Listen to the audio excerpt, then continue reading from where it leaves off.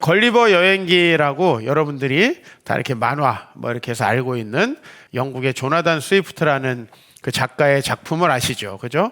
걸리버 여행기 하면은 뭐 걸리버 옛날에 전화기도 있었고, 이거 이제 오래되신 분들. 그 다음에 이제 또, 우리가 만화로 이렇게 볼 때, 뭐 이렇게 조그만 사람들이 나와가지고 막 줄로 막 묶어가지고 이렇게 하는 장면도 좀 기억나고, 이제 이런 것들 우리가 보통 이제 많이 생각을 합니다. 그래서 키즈 카페 이름 중에 릴리퍼트라는 키즈 카페 있잖아요. 이 릴리퍼트가 그 작품 안에 나오는 소인국 섬의 그 이름이기도 합니다. 근데 이제 우리에게 이제 잘 알려지지 않은 부분들, 걸리버 여행기에서 좀 당시에 너무 영국 사회를 많이 풍자한 내용이라서 좀 출판이 금지됐던 부분들, 또 번역할 때 빠졌던 부분들, 요새 이제 다 완역판들이 나와가지고 제가 몇 달 전에 이걸 이제 목회자들에게 이 작품을 꼭 소개해야 되겠다 그래가지고 이제 소개를 하면서 그 작품을 꼼꼼하게 읽어보니까 여기에 일본이 나오더라고요. 걸리버 여행기에 일본이 나온다는 사실 전혀 몰랐는데, 일본이 나와서 그 부분 좀 우리하고 가까우니까 도대체 무슨 내용으로 나오나 했더니, 이제 그 3부에 보면은 이 걸리버가 천공의 성 라퓨타라고 해서 하늘에 나는 섬에 이제 여행을 하고 집으로 돌아가는 길에 렁렉이라고 하는 섬을 거쳐가지고 일본을 거쳐서 상선을 타고 이제 다시 본래 본국으로 이렇게 돌아가는 장면이 나와요. 근데 이제 그 렁렉이라는 나라에서 일본에 갈 때 이 걸리버가 뭐를 부탁하냐면, 렁렉의 국왕에게 일본에 가게 되면은 십자가를 밟는 의식을 하지 않도록 좀 공문을 좀 써달라 하는 부분이 나와요. 그래서 저에게는 이제 굉장히 생소한 부분이었어요. 일본에 십자가를 밟는 의식이 있다는 것도 저는 잘 몰랐고, 그 다음에 이게 무슨 내용인가 했더니, 일본의 기독교가 우리보다 훨씬 먼저 들어갔고 또 많은 기독교인이 있었고, 심지어는 이제 일본에 많은 다이묘들이 있었잖아요. 그러니까 어떤 쉽게 말하면 뭐 중세 시대에 저 유럽으로 말하면 영주들인데, 그런 많은 영주들 중에서 기독교를 받아들여 가지고 자기 영지에 있는 모든 사람들이 기독교인이 되는 경우도 굉장히 많았대요. 그런데 이제 이 기독교를 대대적으로 핍박을 하는 시기에 접어들어 가지고 일본에서 만들어낸 게 이제 예수님의 그림이나 십자가 같은 걸 바닥에 놓고 이제 이걸 밟으면 살려주고, 그거를 밟지 않으면은 다 죽이는 그런 이제 이걸 했다는 거예요. 그래서 외국의 상선이 들어올 때도 바로 십자가 밟는 예식을 해가지고, 뭐 네덜란드 상선이나 포르투갈 상선이 들어왔을 때 그 의식을 해서 통과를 하면은 장사를 할 수 있게 해주고, 그 십자가를 밟지 않는 사람들은 다시 추방하고, 본국에 있는 사람들은 다 죽이는 이런 어마어마한 박해의 시대가 있었더라고요. 그래서 제가 그 장면을 보면서 이제 좀 더 궁금해가지고 일본 역사를 찾아보니까, 일본의 임진왜란 때 우리나라에 왔던 군인들 중에서도 기독교인들이 제법 있었고, 실제로 그 기독교인들 중에 한국의 고아들을 데려다가 키운 사람들도 있었다는 걸 이제 그 역사 속에서 알게 됐어요. 뭐 그래봤자 뭐 다 임진왜란 때 우리나라 쳐들어온 거 아니냐, 뭐 그렇게 생각할 수 있지만, 그래도 이제 그 사람들 중에서 기독교인들은 한국에 남겨져 있는 불쌍한 아이들을 일본으로 데려가서 키워주기도 했다. 그 사람들이 이제 당시의 기독교인들이었다.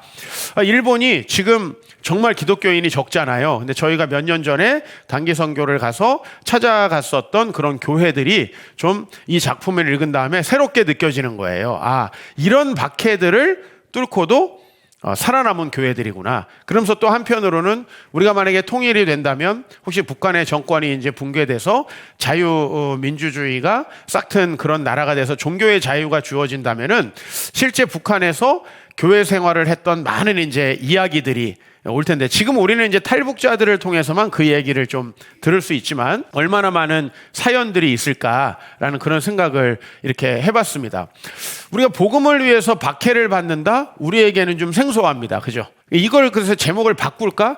복음을 위해서 욕을 먹고 있다면 이렇게 바꿀까? 뭐 우리는 먹을 수 있는 건 욕 정도밖에 없잖아요. 실제로 박해를 받는다, 뭐 십자가를 안 밟으면 죽는다, 불태워 죽인다, 이게 불과 우리나라에 얼마 전에도 있었던 일이잖아요. 그래서 우리가 이 박해를 받는 부분이 왜 도대체 천국을 누리는데 꼭 필요한 요소로 나왔을까라는 것을 오늘 여러분들과 좀 생각해 봐야 될 것 같아요. 마태복음 우리가 5장 3절로 올 한 해를 시작했습니다. 심령이 가난한 자는 복이 있나니 천국이 그들의 것이며 라는 말씀입니다. 근데 이거를 소위 말해서 우리가 팔복이라고 합니다. 천국을 누릴 사람들의 8가지 유형이거든요. 근데 이제 제일 첫 번째가 심령이 가난한 자이고, 제일 마지막이 바로 5장 10절에 나오는 의를 위하여 박해를 받는 자입니다. 그러니까 이 천국을 누리기 위해서는 심령이 가난해져야 된다. 오케이. 마음이 청결해야 된다. 긍휼히 여겨야 된다. 화평하게 해야 된다. 다 오케이인데 제일 마지막 8번째에 천국을 누리려면 의를 위하여 박해를 받아야 된다라는 구절이 있을 때 왜 이것을 하나님은 우리에게 주셨을까라는 생각을 같이 해보게 되는 거죠. 그러면서 심지어 이제 욕먹고 박해를 받고 거짓말로 어려움을 당해서 심지어는 죽기까지도 하는 이런 일들을 기독교인들이 수도 없이 당했는데, 마태복음 5장 11절 이제 그 다음 절에 보면 예수님으로 말미암아 누군가 너희를 욕하고 박해하고 거짓으로, 얼마나 억울해요. 거짓으로 너희를 거슬러 모든 악한 말을 할 때에는 너희에게 복이 있을 것이다 라고 얘기해요. 그러니까 반대로 말하면 우리가 올해 천국을 누리는 자로 성장하자라고 했는데, 천국을 누리는 자로 성장하게 될 때 필수적으로 우리가 원치는 않지만은 우리에게 올 수밖에 없는 것이 박해라는 부분이라는 거죠.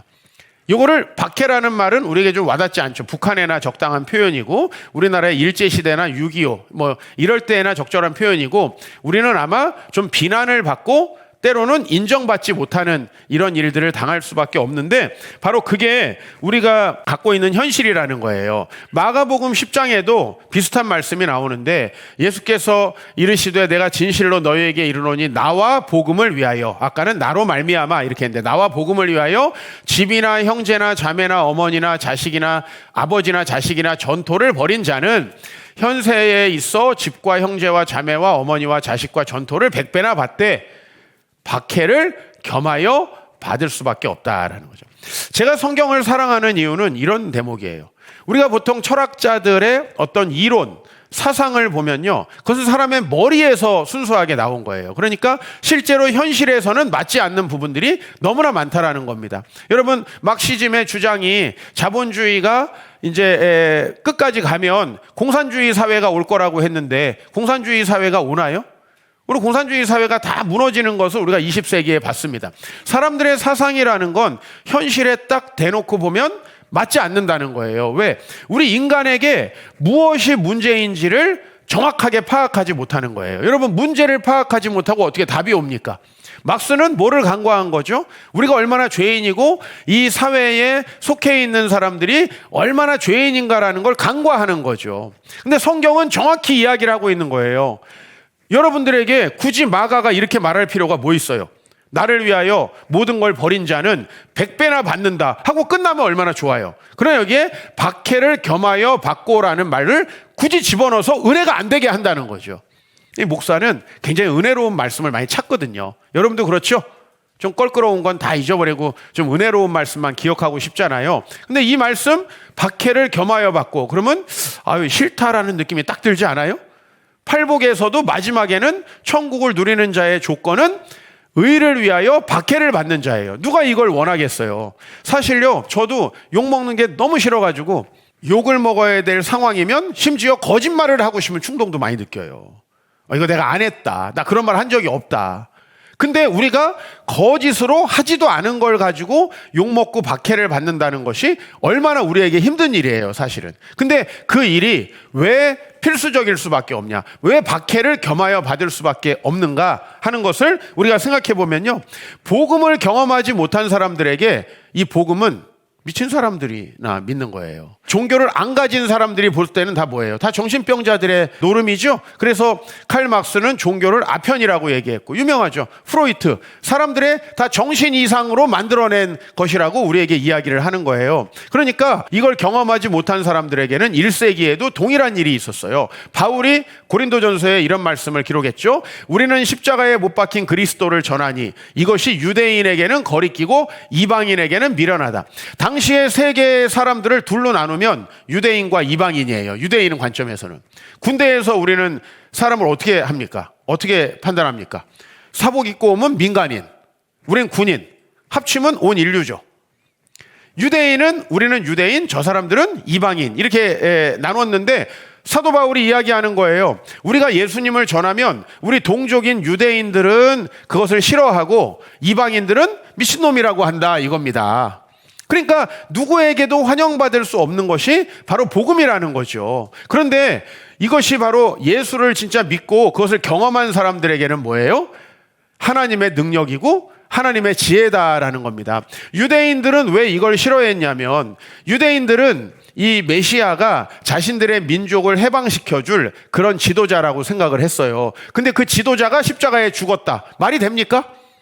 그죠? 로마의 전쟁을 해서 이겨서 승리해가지고 우리를 해방시켜야 되는 지도자가 진다라는 것 자체가 그들에게는 받아들이기 힘든 거다 이 말입니다. 마치 우리가 하나님 나라를 누리고 싶어요. 근데 박해는 싫어요. 이렇듯이 우리는 메시아는 좋은데 메시아가 죽는 건 말도 안 돼요. 이게 이제 유대인들의 방식이었고요.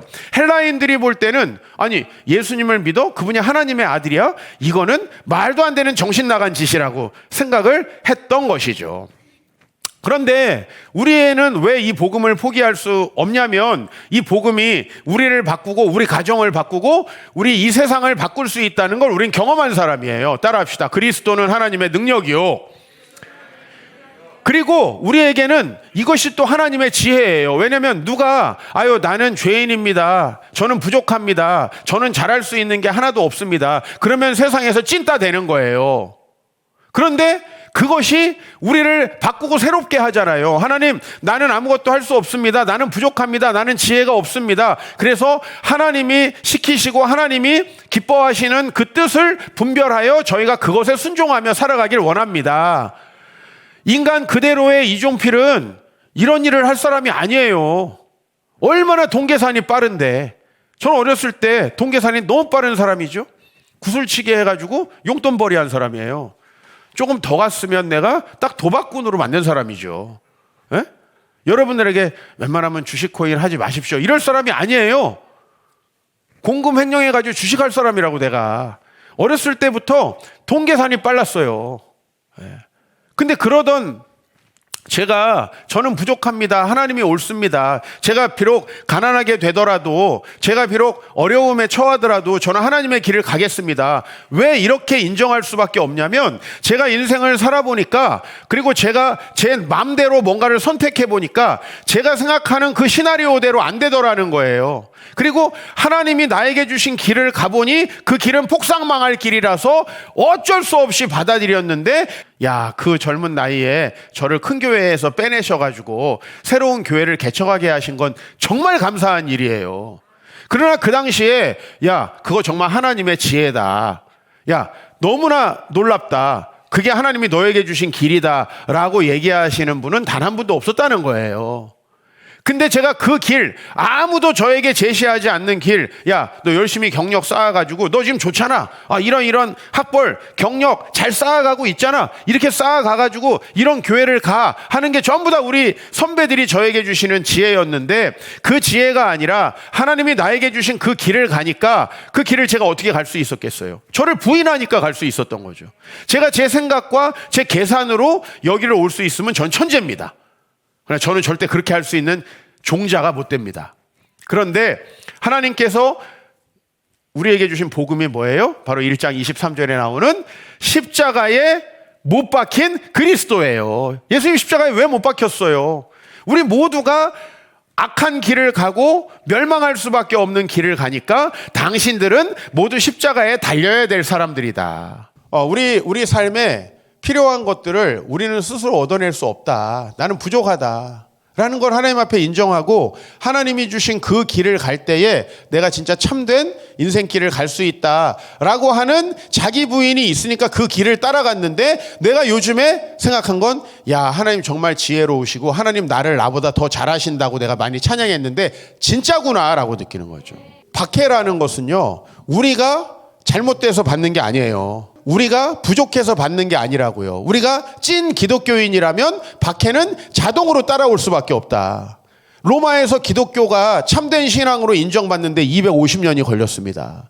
지금은 현대 사회는 이제 속도가 빨라지니까 우리나라는 250년까지 걸리지는 않았죠. 그러나 기독교 신앙을 로마에서 내 신앙으로 받아들여서 자유롭게 믿게 될 때까지 250년 정도의 시간이 걸렸다면 얼마나 많은 박해가 있었겠는가. 최근에 과거사 정리위원회라고 있죠. 과거사 정리위원회에서 이제 처음으로 그동안에 뭐 여수 순천에서 있었던 사건, 부산 마산에서 있었던 사건, 제주도에서 있었던 사건 뭐 이런 것들 열심히 조사하다가 이번에 처음으로 이제 서울신학대학교의 한 교수님과 함께 우리나라에서 6.25 때 공산당이 저질렀던 기독교인들에 대한 만행에 대해서 공식적인 이제 자료집, 정부에서 인정하는 자료집이 이번에 처음 나왔어요.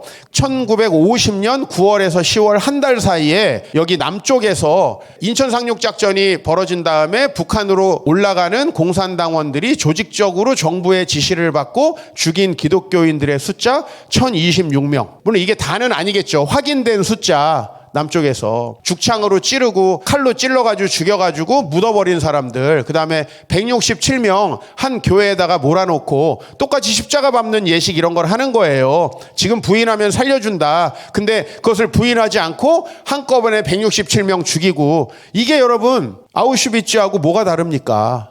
그렇게 죽인 사람들이 1026명인데 이게 공식적으로 나온 게 1026명이지 얼마나 많은 사람들이 있었겠어요. 우리나라 기독교가 지금까지 1884년 개신교 선교사가 처음 들어온 다음에 이제 한 140년 가까이가 되어가고 있잖아요. 그런데 한번 생각해 보세요. 초창기에는 우리나라 조상들에 의해서 엄청나게 박해를 받았죠. 두 번째는 일제시대로 넘어가서 일본 사람들한테 또 엄청난 박해를 받았죠. 심지어는 1938년에는 우리나라에 대대적으로 신사참배를 시켰단 말이에요. 신사참배를 안 해가지고 얼마나 많은 사람들이 죽었는지 모르고요. 또 얼마나 많은 사람들은 자신들의 양심을 팔아먹고 신사참배를 했는지 모릅니다. 그리고 일제시대가 끝나가지고 이제 신앙의 자유가 오나 했더니 6.25 전쟁이 일어나가지고요. 얼마나 북한이 선교의 더 중심지였습니까? 여러분, 우리나라에서 대부흥운동 어디예요? 평양 대부흥운동, 원산 대부흥운동 다 남한 아닙니다. 이거 다 북한입니다. 그 대부흥운동, 세계 10대 부흥의 역사가 일어난 대부흥운동이 전부 다 북한에서 있었습니다. 근데 지금 북한에 교회 없습니다. 물론 있죠. 간판이 없는 거죠. 어디 지하에서 정말 겉으로는 다 말라버린 계곡이 밑으로는 물이 흐르듯이 어딘가에 있겠죠. 수많은 박해의 역사가 바로 우리의 역사였고, 사실은 우리보다 한 세대만 올라가도 뭐 호적에서 파버린다, 그 다음에 또 교회 갔다 오면 불태워버린다, 막 성경책 불태우고 이런 거 우리 아버지 교회에서 예사로 일어났던 일입니다. 그 교회 간다고 친족들에게 폭행당하고 이런 얘기들 저는 어렸을 때 너무나 쉽게 들으면서 자랐는데요. 그러면서 우리 신앙이 여기까지 온 겁니다. 우리가 기독교 신앙을 가지고 있다면요, 박해는 필수적인 것입니다. 여러분이 욕을 안 먹고 있다면 가짜다 이렇게 생각하시면 됩니다. 지금 우리가 살아가고 있는 이 시대를 포스트 모던 시대라고 합니다. 제가 볼 때는 이 포스트 모던이 대한민국에 정착되기 시작한 건 1990년대입니다. 저는 90년대 초 학번인데 90년대 초에 제가 대학에서 전공할 때 이제 포스트 모던 작품들을 다루기 시작했습니다. 이미 93년도에 저희 이 학교에 화장실에 뭐가 붙기 시작했냐면 동성애 동아리 모으는, 그게 물론 음성적이지만 동성애 동아리를 모으는 광고들이 화장실 안에 이렇게 붙기 시작했어요. 그게 지금은 우리가 이것을 거부할 수 없는 큰 시대의 흐름이 됐어요. 여러분이 살고 있는 시대, 이 시대의 흐름은 뭐가 특징이냐면 절대적인 진리는 없다라고 하는 게 이 시대 정신이란 말이에요. 그러니까 여러분들은 이런 거예요. 수영을 하는데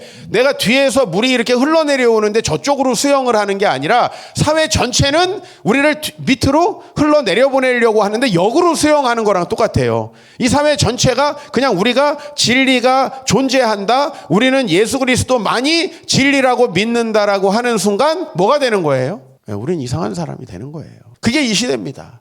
거기다 우리 한국 기독교 인구가 그동안에 많이 줄었죠. 여러 가지 이유가 있지만 지금 16% 정도 된다고 합니다. 반대로 말하면 여러분이 만나는 84%는 기독교에 적대적이거나 적어도 교회를 다니지 않는 사람들입니다. 그들 중에 상당수가 신앙에 대해서 굉장히 적대적이라는 것은 여러분들이 경험상으로 아실 겁니다. 그런데다가 여러분 열심히 여러분들이 주의 복음을 위해서 살아가고 있다면 여러분들을 이해하지 못하는 사람이 이 교회 안에도 되게 많을 수밖에 없다라는 것입니다. 같이 교회를 다니는 사람들 중에서도 제가 청년 사역을 하면서 많은 자매들이 소개팅한 얘기를 했어요. 이 소개팅하고서 속았다는 얘기를 자주 들어요. 제가 뭐해서 속냐면 기독교인이라고 해서 자기가 소개팅을 나갔는데 실제로는 교회를 안 나가는 기독교인이거나 아니면 교회를 어쩌다가 한 번씩 나가는데 마음으로만 주님을 모시고 있다고 생각하는 기독교인들이 상당히 많다는 거예요.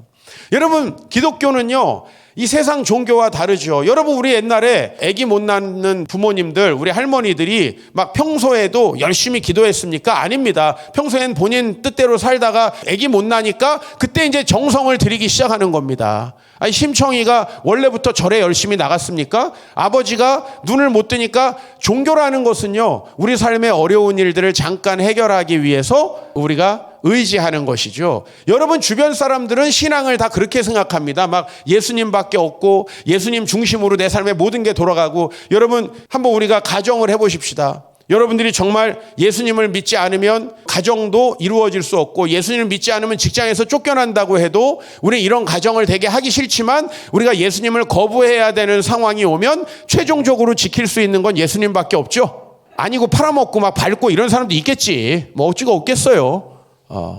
그러나 적어도 우리는 세상에서 가장 중요한 가치 주님밖에 없습니다. 당위가 아니고 저는 경험상 그렇습니다.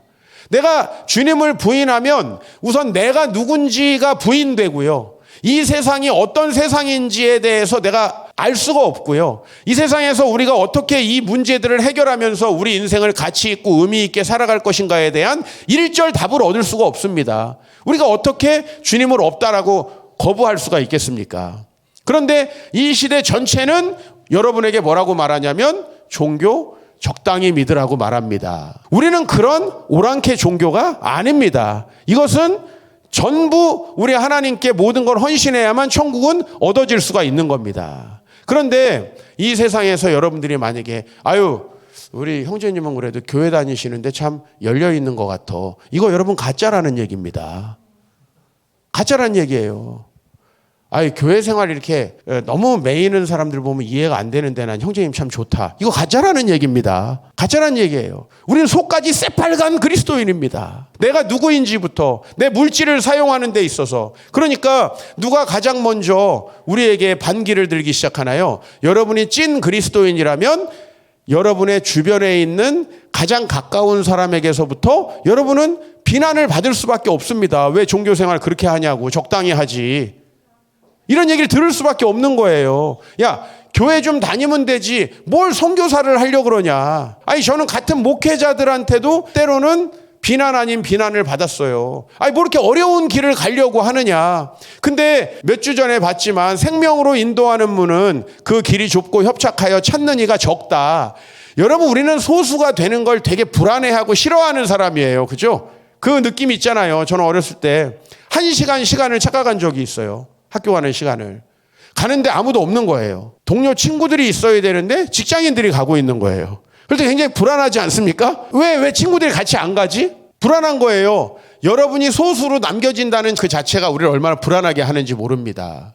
그러나 우리가 이 세상에서 예수님을 믿는다고 하는 것은 결국은 박해를 받을 수밖에 없고 때로는 우리가 비난을 받을 수밖에 없습니다. 왜? 여러분들이 누리는 걸 사람들은 누릴 수 없으니까. 마태복음 13장에 보면 이런 비유가 나오죠. 천국은 마치 밭에 감추인 보화와 같으니 사람이 이를 발견하고 숨겨두고 기뻐하고 돌아가서 소유를 팔아 그 밭을 샀느니라. 자, 소유를 다 팔아 그 밭을 사는 행위가 사람들에게 이렇게 보여집니다. 그죠?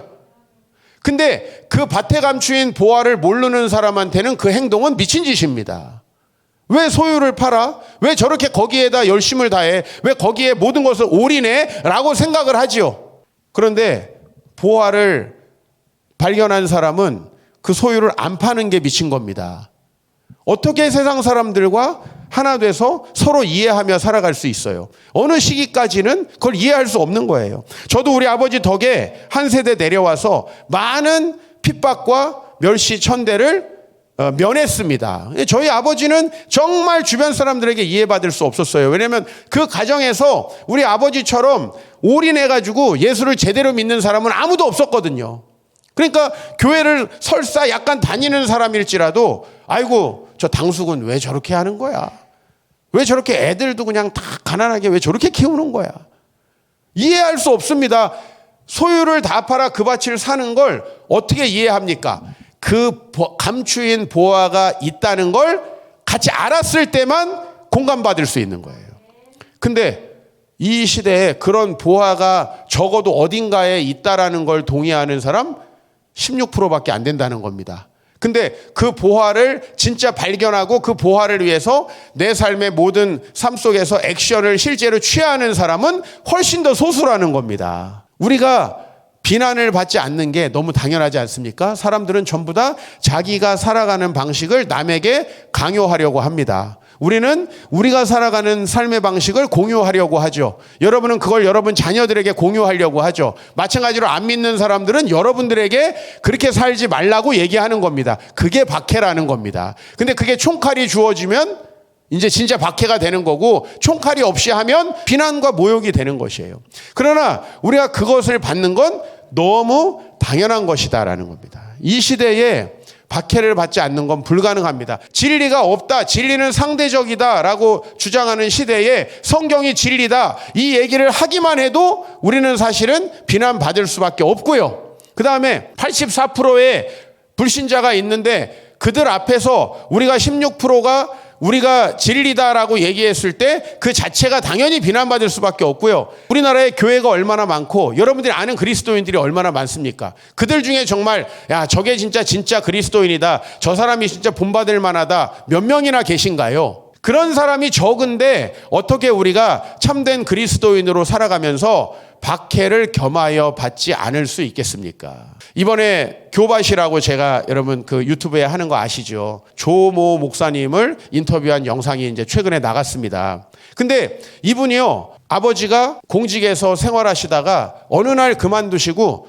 전도사 생활을 하시면서 전라남도 곡성에 가가지고 목회를 하고 광주에다가 개척을 했답니다. 근데 그 가족끼리 모여서 예배드리고 막 그 아무도 없는 곳에 가가지고 부모님이 고생하면서 헌신봉사해요. 이 아들이 느끼기에는 복음은 엄마를 생고생 시키는 것이다 이렇게 느껴가지고 이 목사님은 공부를 열심히 했다는 거예요. 왜? 광주에서 벗어나려고. 그래서 이분은 서울에 가서 교회를 안 다니려고 열심히 했대요. 내가 아버지 목사의 입장에서 봤을 때 아버지께서 복음을 위해서 헌신하는 것도 힘든데 아들까지 저러면 얼마나 힘들까. 물론 이제 해피엔딩입니다. 아들이 나중에 훌륭한 목사님이 되셔가지고 아버지에 대해서 축복하고 격려하고 이렇게 참 SNS에 가끔 과거의 죄를 회개하면서 이렇게 좋은 장면도 연출하시는데 그거야 지금이고, 아니 아들에게도 이해받을 수 없는 거예요. 왜 아버지는 저런 일을 하시는가. 근데 반대로 생각해보면 그 애가 어떻게 알겠어요. 우리 교회에 몇 년 전에 목사님이 저를 찾아왔어요. 목사님, 우리 현정이를 데리고 제자훈련을 같이 들어도 됩니까? 왜 그러냐 그랬더니 우리 현정이가 뭐 여기서 친구들한테 이런저런 얘기를 들어가지고 그거 잘못됐다고 얘기하면 아빠는 아무것도 모른다고 맨날 무시한다는 거예요. 그래서 목사님이 얘기해 주시면 좋겠다. 그래가지고 제자훈련을 데리고 들어왔어요. 아니 성경 얘기하면 자식한테도 무시당하는 게 이 시대입니다. 그럼 그 자식은 어디서 배웠겠어요? 시대 정신으로부터 배운다는 거예요. 그냥 이 시대를 살아간다는 자체로 우리가 주장하는 것들에 대해서 이미 다른 것들을 가지고 자식들도 들어올 수밖에 없다는 거예요. 예수를 믿는다는 게 아니 뭐 말이야 바른 말이지 가정이 뭘 잘못한 게 뭐 있습니까? 그러나 그런 부모님도 욕먹으면 뭐 웬만한 부모님 뭐 완전 쓰레기죠 뭐. 그럴 수밖에 없는 거예요. 그래서 제가 같이 한번 들어와 보자. 그래가지고 부모님은 저 뒤에 앉아있고 현정이를 제가 맨날 앞에 앉혀가지고 계속 질문을 시켰어요. 감사하게도 그거 끝나고 입교 예식을 하고 뭐가 제일 달라졌냐면요, 저를 보는 표정이 달라졌어요. 예전에는 뭐 벌레 보는 것처럼 이렇게 봤었는데 그 제자훈련이 끝나고 설득이 된 거죠. 우리의 믿음에 대해서 설득이 된 거죠. 그래서 표정이 달라졌어요. 목사님 안녕하세요, 저 이쁘시죠? 막 이래요 요새. 너무 들이대가지고 힘들어.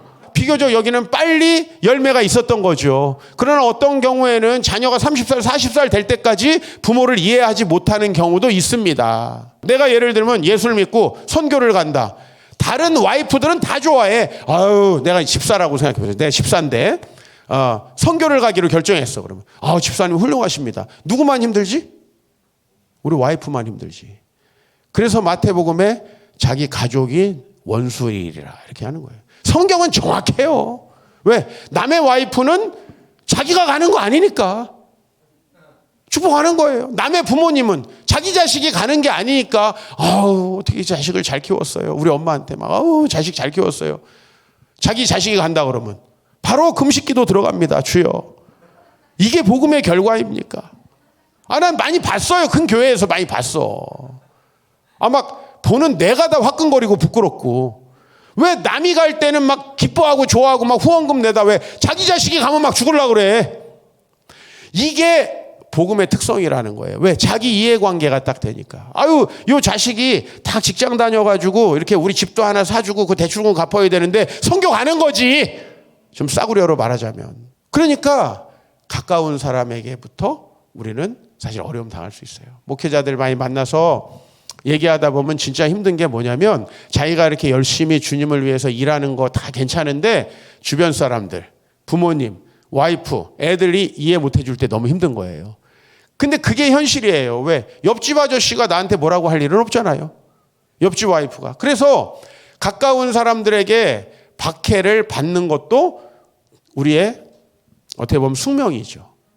우리는 그래도 십자가 안 밟으면 불태워 죽이고 이런 시대는 아니니까 어떻게 보면 행복한 시대를 살아간다고 볼 수 있습니다. 그러나 여러분들이 복음을 위해서 손해를 조금이라도 보지 않는다? 완전 가짜입니다. 그거는. 복음은 이 세상에서 손해를 안 보는 게 100% 불가능합니다. 무조건 손해를 볼 수밖에 없습니다. 그러면 우리는 손해를 보려고 그것을 감내합니까? 왜 많은 사람들이 목숨까지도 내놓고 그 신앙을 감내했을까요? 그것은 그걸 포기할 수 없기 때문이죠. 미쳤다고 이 불태워 죽이는데 자기를 그냥 내어 던지겠어요. 그거는 그만큼의 놀라운 경험을 했기 때문에 그걸 절대 포기할 수 없기 때문에 그런 사람들이 모여서 2000년간 기독교는 가장 많이 박해받은 신앙이에요. 압도적으로 순교자 압도적으로 많이 나온 신앙이 기독교예요. 그런데 기독교 신앙 없어지지 않잖아요. 왜? 진짜니까. 간단한 거예요. 여러분이 진짜 하나님 나라를 경험하면 분명히 이 복음을 위해서 고난을 받는 것이 기뻐지게 될 겁니다. 너희에게 거짓으로 거슬러 악한 말을 할 때에는 복이 있나니 오히려 뭐라고 하냐면 기뻐하고 즐거워하라. 하늘에서 너희의 상이 큼이라. 하늘에서 상이 크다는 걸 자꾸 죽은 다음에 받는 걸로 생각하는데 죽은 다음에 받는 걸 얘기하는 게 아니라 하나님이 주시는 상급을 누리게 될 것이라는 얘기를 하는 거예요. 지금 여기에서부터 왜? 기독교가 다 내세에만 주어지는 복을 우리에게 가르치는 신앙이라면요 절대 이 세상에서 사람들이 많이 믿을 리가 없어요. 기독교 신앙을 믿는데 지금 내 삶이 달라지지 않는데 죽은 다음에 잘 될 거야 그러면서 믿는 사람이 있을까요? 아니에요. 지금 받는 게 있기 때문에 믿는 거죠. 지금 여러분들이 이렇게 예배 드리는 이유는 이 예배를 드리고 여러분 우리가 코로나 기간에 얼마나 힘들었어요. 또 여러분이 때로는 교회를 이전하면서 많이 헌신하면서 주변 사람들에게 왜 이렇게 헌신해야 될까 이런 얘기를 들으신 적도 있을 거예요. 들었다면 진짜라는 거예요. 왜? 우리가 헌신하는 거 절대 이해 못하죠. 체험하지 않은 사람은. 우리가 진짜 그리스도인이기 때문에 욕을 먹는 거지 여러분이 뭘 잘못했기 때문에 욕을 먹는 게 아니다. 오히려 이 불신자들이 가득한 이 분위기 속에서 내가 신앙에 대해서 전혀 다른 사람들과 충돌하지 않는다면 그건 가짜입니다. 가짜. 기뻐하고 즐거워하시기 바랍니다. 그리고 전에 있던 선지자들도 그렇게 천국을 누리면서 살았다.